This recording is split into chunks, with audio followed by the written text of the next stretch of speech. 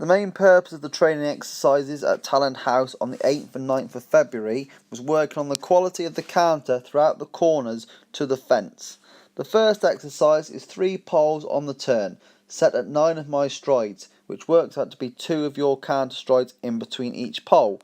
If you want the poles to be a little bit easier, you can set them at 10 strides, which will make that a lot easier if your horse is slightly bigger. As you can see, as I'm walking these poles, I walk from the middle of each pole, not from the end of each pole.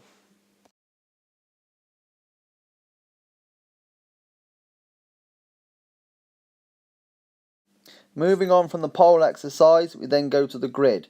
We have 4 poles on the approach, set at 3 of my strides, which is 1 of your canter stride. This is helping the horse come round the corner and approach the fence on an even canter.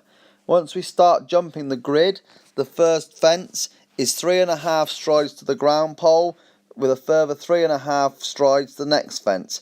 The ground pole is set to help the horse control its speed and technique to and from the fence.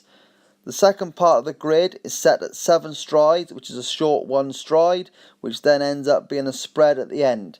If you want the spread to be a bit easier, you can then make the distance slightly longer and make it to 8 of your strides. But eventually, you want to be pulling it back to 7.5 of your strides, which encourages the horses to slow down and make a better bascule over the fence.